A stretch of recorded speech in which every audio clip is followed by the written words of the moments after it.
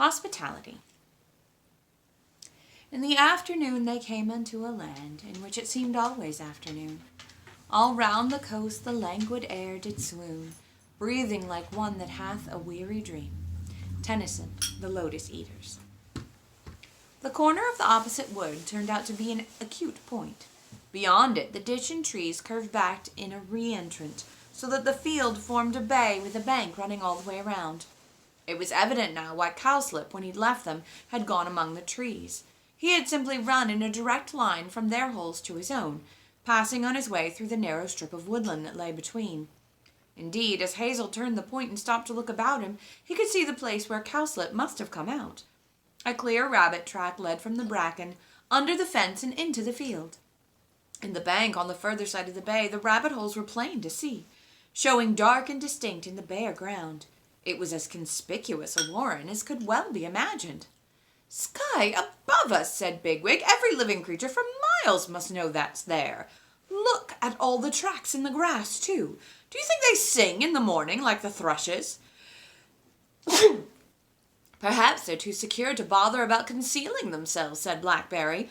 "After all, the home warren was fairly plain to be seen." "Yes, but not like that. A couple of Roudoudille could go down some of those holes." "So could I," said Dandelion. "I'm getting dreadfully wet." As they approached, a big rabbit appeared over the edge of the ditch, looked at them quickly, and vanished into the bank. A few moments later, 2 others came out and waited for them. They, too, were sleek and unusually large. "A rabbit called Cowslip offered us shelter here," said Hazel. "Perhaps you know that he came to see us?" Both rabbits together made a curious dancing movement of the head and front paws. Apart from sniffing, as Hazel and Cowslip had done when they met, formal gestures, except between mating rabbits, were unknown to Hazel and his companions. They felt mystified and slightly ill at ease. The dancers paused, evidently waiting for some acknowledgement or reciprocal gesture, but there was none. "Cowslip is in the great burrow," said one of them at length. "Would you like to follow us there?" "How many of us?" asked Hazel. "Why, all of you," answered the other, surprised. "You don't want to stay out in the rain, do you?" Hazel had supposed that he and 1 or 2 of his comrades would be taken to see the chief rabbit, who would probably not be Cowslip, since Cowslip had come to see them unattended, in his burrow, after which they would all be given different places to go. It was this separation of which he had been afraid. He now realized with astonishment that there was apparently a part of the warren underground which was big enough to contain them all together. He felt so curious to visit it that he did not stop to make any detailed arrangements about the order in which they should go down. However, he put Pipkin immediately behind him. "It'll warm his little heart for once," he thought, "and if the leaders do get attacked, I suppose we can spare him easier than some." Bigwig he asked to bring up the rear. "If there's any trouble, get out of it," he said, "and take as many as you can with you." Then he followed their guides into one of the holes in the bank. The run was broad, smooth, and dry. It was obviously a highway, for other runs branched off it in all directions. The rabbits in front went fast, and Hazel had little time to sniff about as he followed. Suddenly he checked. He had come into an open place. His whiskers could feel no earth in front, and none was near his sides. There was a good deal of air ahead of him. He could feel it moving, and there was a considerable space above his head. Also, there were several rabbits near him. It had not occurred to him that there would be a place underground where he would be exposed on 3 sides. He backed quickly and felt Pipkin at his tail. "What a fool I was," he thought. "Why didn't I put Silver there?" At this moment he heard Cowslip speaking. He jumped, for he could tell that he was some way away. The size of the place must be immense. "Is that you, Hazel?" said Cowslip. "You're welcome, and so are your friends. We're glad you've come." No human beings, except the courageous and experienced blind, are able to sense much in a strange place where they cannot see, but with rabbits it is otherwise. They spend half their lives underground in darkness or near darkness, and touch, smell, and hearing convey as much or more to them than sight. Hazel now had the clearest knowledge of where he was. He would have recognized the place if he had left it once and come back 6 months later. He was at one end of the largest burrow he had ever been in, sandy, warm and dry, with a hard, bare floor. There were several tree roots running across the roof, and it was these that supported the unusual span. There was a great number of rabbits in the place, much more than he was bringing. All had the same rich, opulent smell as Cowslip. Cowslip himself was at the other end of the hall, and Hazel realized that he was waiting for him to reply. His own companions were still coming out of the entrance burrow one by one, and there was a good deal of scrabbling and shuffling. He wondered if he ought to be very formal, whether or not he could call himself a chief rabbit. He had had no experience of this sort of thing. The three-er-up would no doubt have risen to the occasion perfectly. He did not want to appear at a loss, or to let his followers down. He decided that it would be best to be plain and friendly. After all, there would be plenty of time as they settled down in the warren to show these strangers that they were as good as themselves, without risking trouble by putting on airs at the start. "We're glad to be out of the bad weather," he said. "We're like all rabbits, happiest in a crowd. When you came over to see us in the field, Cowslip, you said your warren wasn't large, but judging by the holes we saw along the bank, it must be what we'd reckon a fine big one." As he finished, he sensed that Bigwig had just entered the hall, and knew that they were all together again. The stranger rabbit seemed slightly disconcerted by his little speech, and he felt that for some reason or other he had not struck the right note in complimenting them on their numbers. Perhaps there were not very many of them after all? Had there been disease? There was no smell or sign of it. These were the biggest and healthiest rabbits he had ever met. Perhaps their fidgeting and silence had nothing to do with what he'd said. Perhaps it was simply that he had not spoken very well, being new to it, and they felt that he was not up to their fine ways. Never mind, he thought. After last night, I'm sure of my own lot. We wouldn't be here at all if we weren't handy in a pinch. These other fellows will just have to get to know us. They don't seem to dislike us, anyway. There were no more speeches. Rabbits have their own conventions and formalities, but these are few and short by human standards. If Hazel had been a human being, he would have been expected to introduce his companions one by one, and no doubt each would have been taken in charge as a guest by one of their hosts. In the great burrow, however, things happened differently. The rabbits mingled naturally. They did not talk for talking's sake, in the artificial manner that human beings, and sometimes even their dogs and cats, do. But this did not mean that they were not communicating, merely that they were not communicating by talking. All over the burrow, both the newcomers and those who were at home were accustoming themselves to each other in their own way and their own time, getting to know what the strangers smelled like, how they moved, how they breathed, how they scratched, the feel of their rhythms and pulses. These were their topics and subjects of discussion, carried on without the need of speech. To a greater extent than a human in a similar situation, each rabbit, as he pursued his own fragment, was sensitive to the trend of the whole. It's okay, Kelly. It's just Charlotte accidentally kicking a chair. After a time, all knew that the concourse was not going to turn sour or break up into a fight. Just as a battle begins in a state of equilibrium between the two sides, which gradually alters one way or the other until it is clear that the balance has tilted so far that the issue can no longer be in doubt, so this gathering of rabbits in the dark, beginning with hesitant approaches, silences, pauses, movements, crouching side by side, and all manner of tentative appraisals, slowly moved, like a hemisphere of the world into summer, to a warmer, brighter region of mutual liking and approval, until all felt sure that they had nothing to fear. Pipkin, some way away from Hazel, crouched at his ease between two huge rabbits who could have broken his back in a scuffle, while Buckthorn and Cowslip started a playful scuffle, nipping each other like kittens and then breaking off to comb their ears in a comical pretense of sudden gravity. Only Fiver sat alone and apart. He seemed either ill or very much depressed, and the strangers avoided him instinctively. The knowledge that the gathering was safely round the corner came to Hazel in the form of a recollection of Silver's head and paws breaking through gravel. At once he felt warm and relaxed. He had already crossed the whole length of the hall and was pressed close to two rabbits, a buck and a doe, each of whom was fully as large as Cowslip.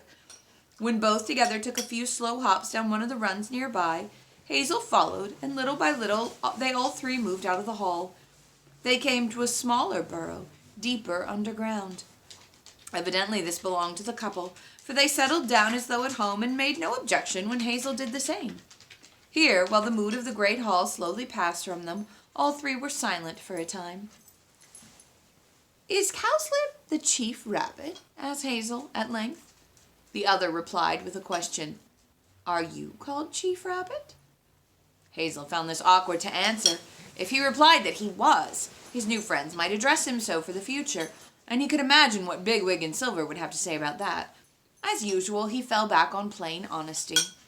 "We're only a few," he said. "We left our warren in a hurry to escape from bad things. Most stayed behind, and the chief rabbit was one of them. I've been trying to lead my friends, but I don't know whether they'd care to hear me called Chief Rabbit." That'll make him ask a few questions, he thought. Why did you leave? Why didn't the rest come? What were you afraid of? And whatever am I going to say? When the other rabbit spoke, however, it was clear that either he had no interest in what Hazel had said, or else he had some other reason for not questioning him. "We don't call anyone Chief Rabbit," he said. "It was Cowslip's idea to go and see you this afternoon, so he was the one who went." "But who decides what to do about Elil, and digging, and sending out scouting parties, and so on?" "Oh, we never do anything like that. Elil keep away from here. There was a humba last winter, but the man who comes through the fields, he shot it with his gun." Hazel stared. "But men won't shoot a humba." "Well, he killed this one anyway. He kills... I don't know. He kills owls, too. We never need to dig. No one's dug in my lifetime. A lot of the burrows are lying empty, you know. Rats live in one part, but the man kills them as well when he can.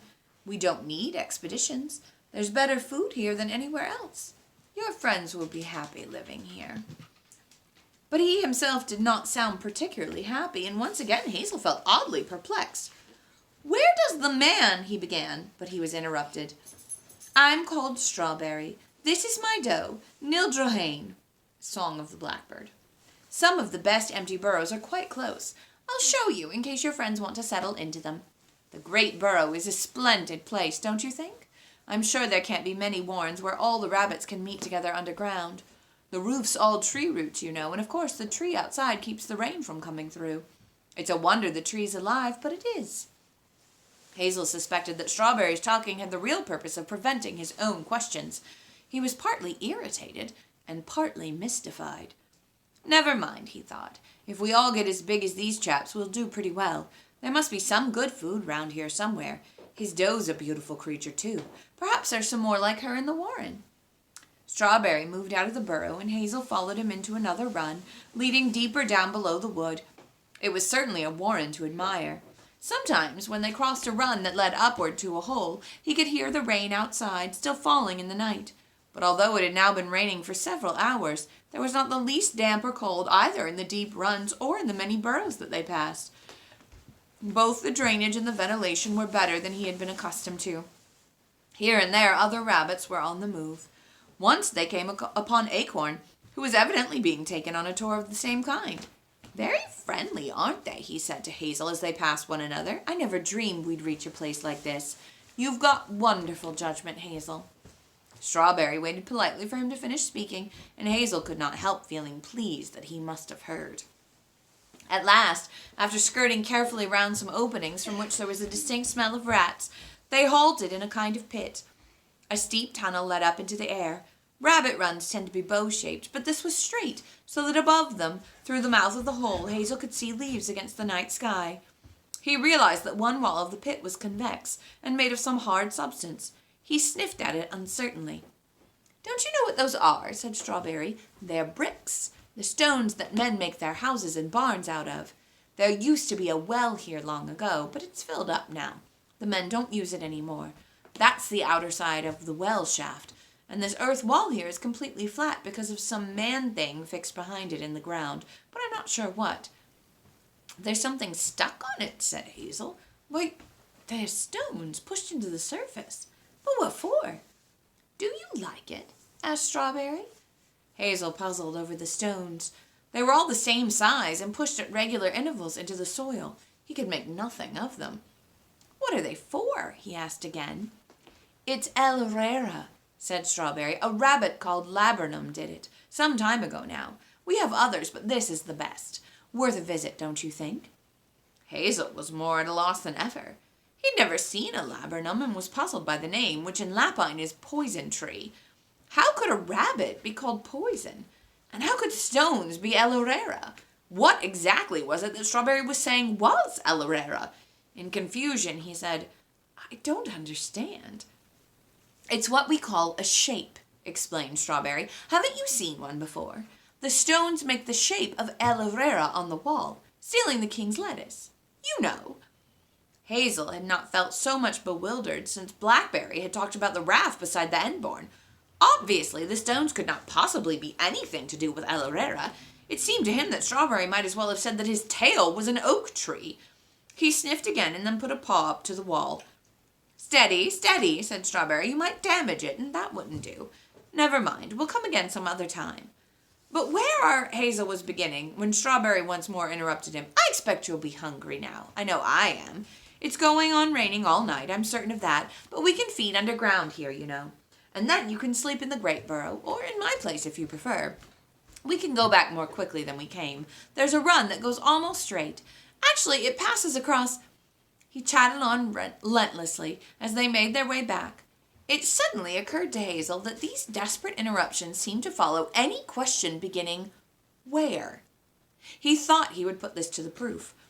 After a while, Strawberry ended by saying, We're nearly at the Great Burrow now, but we're coming in by a different way. And where? Said Hazel. Instantly, Strawberry turned into a side run and called, King Cup, are you coming down to the Great Burrow? There was silence. That's odd, said Strawberry, returning and once more leading the way. He's generally there about this time. I often call for him, you know. Hazel, hanging back, made a quick search with nose and whiskers. The threshold of the burrow was covered with a day-old fall of soft soil from the roof above. Strawberry's prints had marked it plainly, and there were no others whatsoever.